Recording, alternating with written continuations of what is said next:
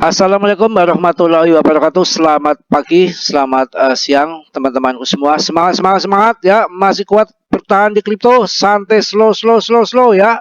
Bermain kripto seperti ini naik turun tuh hal yang wajar, yang biasa. Kalau pengantin baru nggak naik turun namanya nggak normal.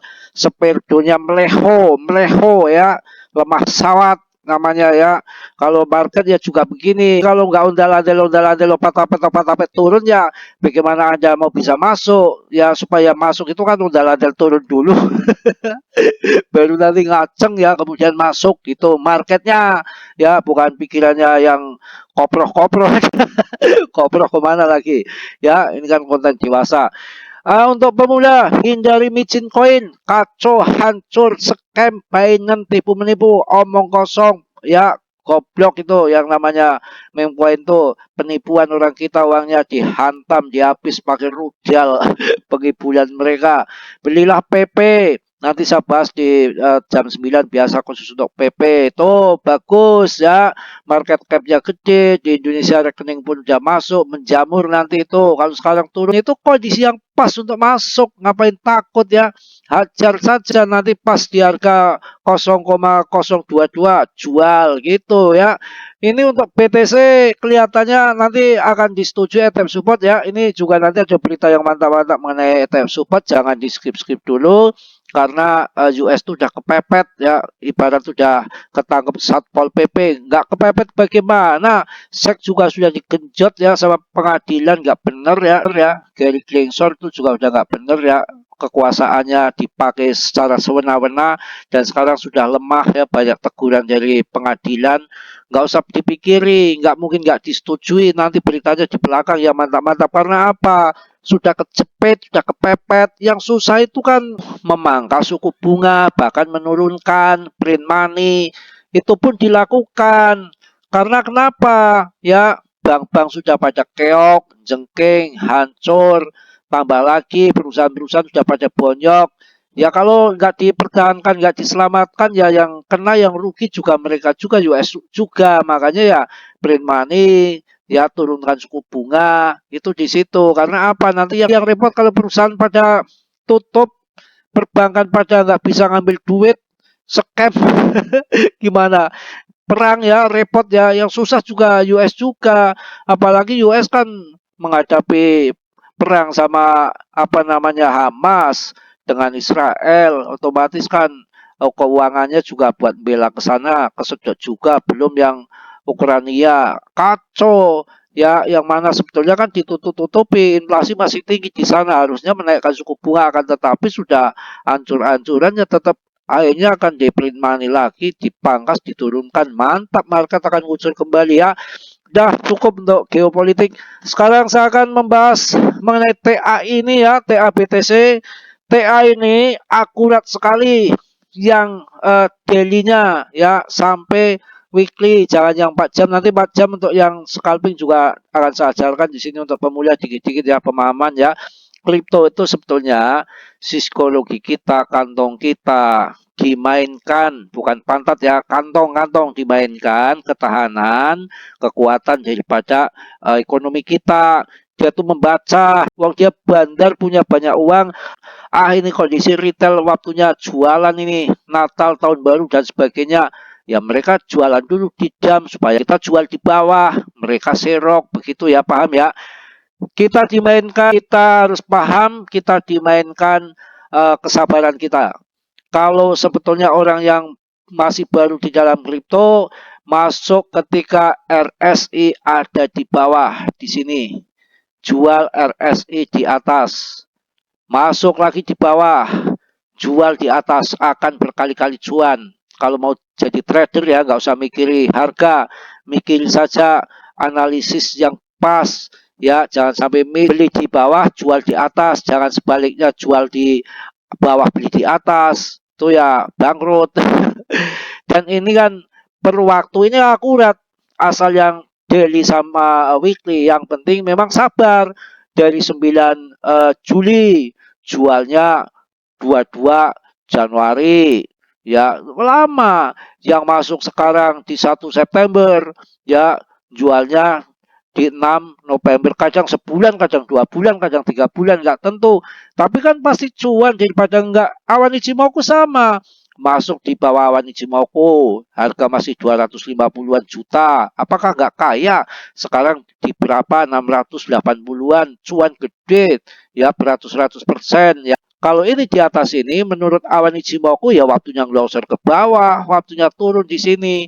Ini TA ya, TA tanpa ada fundamental. Tapi kalau ada fundamental sekarang yang lagi rame ETF support tiba-tiba disetujui, rusaklah sudah TA, nggak berfungsi, tiba-tiba ceng-ceng semua. Ya, tiba-tiba main terbang saja karena fundamental itu. Tapi kalau kondisinya lagi santai-santai seperti ini, fundamental lagi nggak bergerak, apapun kalau di atas tuh waktunya TP. Ya, nanti ngambil lagi di bawah. RSI sama. Ya, sekarang kita lihat untuk yang 4 jamnya, yang mau scalping jangka pendek ya, kita lihat. Kalau nggak percaya, kita mainkan. Lihat di sini, yang 4 jam, 4 jam. Kita pakai 4 jam kalau yang mau trading jangka pendek. Nah ini nih kelihatan. Ya, tuh kelihatan tuh. Masuk di sini nih, di bawah awan Ichimoku. Masuk di awan. Ini berarti kemarin waktu turun itu harga 650 juta. Masuk ini kan sempat turun. Kalau udah di bawah sini, tapi jangka pendek ya. Kalau udah di bawah sini masuk. RSI juga ini di bawah. Masuk, jual RSI di atas. Awan Ichimoku juga di atas nih. Kemarin sempat ya 708 juta ini. Waktunya jual. Ya memang ini di pucuk kok. Kalau lihat yang jam-jaman itu kan tadi kan yang untuk long invest jangka panjang yang daily sama weekly akurat. Tapi kalau yang mau trading scalpingan 4 jaman, nah ini kelihatan banget masuk di bawah. Gampang kan 650 ya. Terus dijual di atas ya 700 lebih. Gampang itu kan mata lo Mas Bro. Sudah terjadi.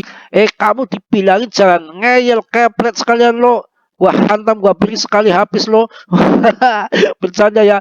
Ini betul. Yang masalahnya susah itu karena kamu nggak sabar, serakah itu yang susah. Kalau udah masuk di bawah harga 650 juta, kemudian di atas di sini itu dilihat ini awan Ichimoku itu udah di atas. Ini waktunya turun dan waktunya TP. Anda TP, ya Anda nggak TP sih ketika harga 700 juta, Anda kan pinginnya 1 miliar, itu serakah. Makanya jadinya sangkut mulu. Ya ini di bawah ini, ya tertahan sama ini awan Ichimoku yang merah ini, ya support, ternyata ngajeng lagi. Kemarin masuk lagi di harga 664 juta, jual lagi di atas ini di sini nih, ya 690 juta. Kok bisa di sini? Ini kan ada MA yang nahan ini, ya kita sama MA pasti akan kepukul ke sini lagi, ke bawah lagi. Sebetulnya lengkap sekali kalau awan Ichimoku, MA-nya bermain, ya. Terus support resisten bermain, juga meramalkan yang belum terjadi ke depan ini sampai nanti di Juni juga sudah diramal. Ini sampai Juni itu sudah diramal. Kurang apa lagi Mardiah? Ya, emang belajar lama, mendetil sekilas melihat saya gini juga Anda nggak akan masuk, nggak tahu. Ya, harusnya masuk ke Tegal. Nggak apa-apa saya ajarin gratis ke Tegal. Terbuka, open rumah saya. Yang penting bawa Anda. Jangan yang jelek, yang muda. Jelek buat apa? Kalau jelek di sini banyak ya, saya buang semua. Kacau. Ya, sambil bercanda nggak apa-apa. Ya, sudah cukup ya. TAI sudah saya kasih tahu gambaran semua. Yang jangka pendek untuk 4 jaman, yang daily untuk jangka panjang. Sekarang saya lihat berita-berita yang tentunya menghebohkan semua. Aduh, Anda kaya Anda nanti ini. Hati-hati, walaupun sekarang penurunan transaksi Bitcoin senilai 9 miliar US dollar bro. Waduh, menggegerkan pasar. Apa yang terjadi ini nggak main-main. 9 miliar US dollar bukan rupiah. Ini uang kalau ditampol ke muka lo mukanya gepeng ya, karena uang terlalu banyak ini. Ya, maaf bercanda, kalau ini uang dibawa ke Jakarta, Monas itu roboh, ketimpuk sama uang 9 miliar US dollar ini. Anda nggak percaya, buktikan. Ini hati-hati, tiba-tiba akan terbang ini BTC. Ya, aduh gemblong ini. Setan bener ini, transaksi Bitcoin senilai 9 miliar US dollar menggegerkan pasar. Coba kita ulik-ulik ya. Komunitas kripto baru-baru ini dikejutkan dengan transaksi Bitcoin yang mencengangkan. Waduh, mengacengkan. Mencengangkan, bukan mengacengkan ya. Kalau yang mengacengkan perawan. Kalau ini mencengangkan. Tawa lagi saya. Ya mencengangkan. Di mana sekitar 210.000. Waduh, mantap jaya ini. 210.000 BTC bro ditransfer bro dalam blok ya. Aduh, pagar 824239. Coba ulang, tahu nggak? Saya lupa, apalagi lo. Nggak, nggak lupa ya. Menjadi salah satu transaksi Bitcoin terbesar hingga saat ini. Menurut laporan CoinGAPE, transaksi ini memicu gelombang keingintahuan dan intrik di ruang mata uang digital. Waduh, pengungkapan transaksi Bitcoin besar. Ini lihat ya, lihat ini. Lihat dulu nih, baca ini. Baca dengan mata terbuka, terbelalak nih. Gemblung 210 BTC, 210.000 ya. Waduh, 210.000 BTC. Aduh, ini ya. Ini kelihatan ini. Jelas ya, jelas paham, nggak tipu menipu. Waduh, lah besok BTC bisa 2 miliar. Lah ini lihat grafiknya langsung waceng ke atas. Kenceng betul ini kayak pengantin baru ya. Ini dari bawah kan semua kan ini kan biru ungu ya. Ungunya kan kecil-kecil. Lah, hari ini tiba-tiba waduh meroket bro. Mantap betul ini. Ya, Martun seorang analis kripto terkenal di CryptoQuant mengungkapkan detail transaksi kolosal ini di platform X menyoroti kompleksitas transaksi tersebut. Jumlah yang mengejutkan sebesar 210.000 BTC senilai sekitar 9,02 miliar US dollar pada harga Bitcoin saat ini berpindah dalam blok pagar 824239 membuat ahli kripto ini terkejut. Terkejut dengan besarnya ya. Waduh, benar-benar meskipun asal dan tujuan transaksi besar ini belum sepenuhnya terungkap, Martun ya, bukan Martil ya, membagikan detail awal. Sementara itu rincian transfer menunjukkan input sebesar 210.000 BTC dari alamat dompet BC. Ya, baca sendiri ini, pokoknya belakangnya oh, ngapain baca semua, emang gampang membaca kayak gini, tulis saja sondol konsep seperti itu ya. Output termasuk alokasi signifikan sebesar 6.000 BTC ke alamatnya susah lagi, belakangnya W9 sama IG, terserah, baca kayak gitu males banget saya ya. Menariknya perubahan dari transfer monumental ini berjumlah 204.000 BTC kembali ke alamat asal. Wow, mantap jaya, ini disimpan ya, sudah mulai pada ngentit ya untuk dijual nanti bull market, bukan main-main 1, 2 ataupun BTC kecil-kecilan ini 204.000. Wow. Mumet pusing jadinya ya. Koneksi dompet dingin Bitfinex dalam transaksi menambahkan lapisan kompleksitas pada narasi terungkap bahwa alamat asal gini lagi ya. Males saya kalau membaca smart kontrak ya terkait dengan dompet dingin Bitfinex.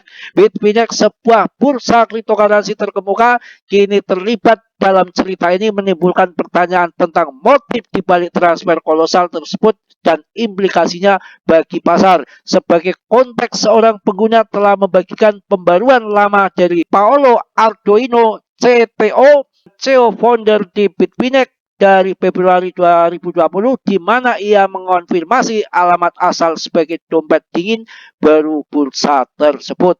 Mantap ya, banyak sekali yang akan saya sampaikan hari ini, sablek-kablek ya, biar Anda mumet sekalian ya. Jangan bingung, jangan khawatir, BTC akan segera terbang, yang mana sementara ya turun dulu kalau melihat daripada TA, yang mana TA itu kan hanya sebatas technical analysis, akan tetapi kalau fundamentalnya mendukung maka TA bubar ya. Kacau balau ya. Grayscale gandeng JP Morgan dan Goldman Sachs untuk ETF Bitcoin. Apakah Anda siap untuk terjun ke dunia kripto yang semakin serius? Grayscale Investment Manager aset kripto ternama dikabarkan sedang menjalin pembicaraan dengan dua raksasa perbankan JP Morgan dan Goldman Sachs. Waduh, mereka berdiskusi tentang kemungkinan menjadi peserta dan diotoritasi dalam ETF Bitcoin Spot yang diusulkan oleh Grayscale. Ini merupakan langkah besar yang menandai peningkatan minat institusi dalam investasi kripto. Waduh, dengan Grayscale Investment tidak main-main dalam memperluas jangkauan produk kripto mereka dengan mengajukan perubahan pada aplikasi S3 kepada Komisi Sekuritas dan Bursa Amerika Serikat, Grayscale menunjukkan keseriusannya dalam meluncurkan ETF Bitcoin Spot. Meskipun belum ada peserta yang diotorisasi yang terdaftar, pembicaraan dengan JP Morgan dan Goldman Sachs menunjukkan bahwa Grayscale sedang mencari mitra yang tepat untuk mengelola ETF ini. Goldman Sachs yang sebelumnya bersikap netral terhadap kripto tampaknya mulai melunak, yang mana sudah nggak bisa diganggu gugat, pasti disetujui. US ini sedang kejepit pit kepepet ya, ibaratnya ketangkep Satpol PP ya, tiba-tiba lagi ngesum di patrol ada di ada lagi. Jadi gini, saya jelaskan untuk geopolitik ya sambil cengengesan, tapi ini betul ya. Jadi US itu sebetulnya negara kapitalis. Negara di situ itu sebetulnya semua bisa dibeli, hukum pun bisa dibeli. Sebetulnya negara US itu dikuasai dengan yang namanya pengusaha ya, BlackRock dan kawan-kawan itu. Pokoknya kalau di sana ada pemilu itu kan dari pengusaha-pengusaha itu terus terang, nggak kayak di Indo itu kucing-kucingan ya, kayak perawan tuh sok jual mahal, ibaratnya itu enggak. Saya dukung A, saya dukung B, terang-terangan, saya modalnya ini untuk dukung lo, nanti lo bayar gue ya pakai sol. Kalau udah cuan di jadi presiden, nanti sol gelontorin uang biar sol harganya ngebul. Itu secara konsekuen seperti itu, paham belak-belakan, nggak basa-basi bahasa jebut ya, paham ya mengenai JP Morgan ini. Langsung ada lagi, nggak usah bingung Anda, jangan kurang berita di sini, semua ada ya, nggak usah khawatir mau yang bagus atau yang jelek, ada semua ya. Ini survei dari Bitfish, hanya 39% penasihat keuangan yang percaya bahwa ETF Bitcoin akan disetujui. Wah ya mbuh lah priben karepmu, nggak ada ETF support juga, yang penting ada halping BTC ngaceng, apalagi ada perawan, wah nomor satu. Ketidakpastian yang berkepanjangan terkait persetujuan ETF Bitcoin oleh Komisi Sekuritas dan Bursa AS SEC telah menciptakan suasana skeptisme di antara para penasihat keuangan. Survei terkini menunjukkan bahwa hanya sebagian kecil dari mereka yang optimis akan terjadinya persetujuan dalam waktu dekat, meskipun ada antusiasme yang tinggi untuk berinvestasi dalam produk tersebut setelah mendapatkan lampu hijau. Waduh, bagaimana kepriben ini urusannya. Hasil survei yang diadakan oleh Bitfish menunjukkan bahwa hanya 39% dari penasihat keuangan di Amerika Serikat yang percaya bahwa SEC akan memberikan izin untuk ETF Bitcoin pada tahun 2024. Walaupun begitu, mayoritas masih mendapat bahwa persetujuan akan diberikan pada suatu saat, dengan 22% memperkirakan akan terjadi pada tahun 2025 dan 24% beranggapan setelah tahun 2025. Hanya sejumlah kecil 12% yang berpikir bahwa ETF Bitcoin mungkin tidak akan pernah mendapatkan persetujuan. Survei ini melibatkan berbagai peserta dari industri termasuk penasihat investasi yang terdaftar, perencana keuangan, investor institusional, dan agen dari warehouse. Lah sudahlah, dobol akhirnya seperti ini. Kacau.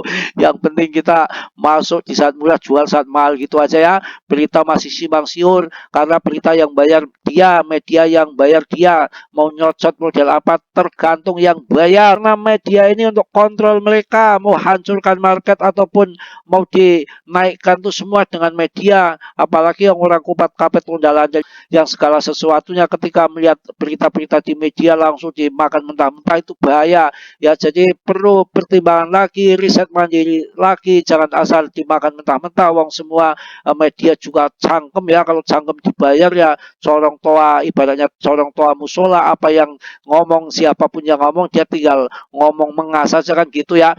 Saya rasa cukup ya, yang bagusnya Anda ambil, yang buruknya Anda tendang. Tetap berita jangan dihajar mentah-mentah. Kalau perawan ya bisa diajar ya. Tapi dilamar dulu ya. Mungkin cukup, nanti dilawelannya kemana-mana. Tolong yang belum subscribe, sudilah untuk mensubscribe. Yang sudah, saya ucapkan banyak-banyak terima kasih. Salam dari Tegal Mas Bro. Wassalamualaikum warahmatullahi wabarakatuh.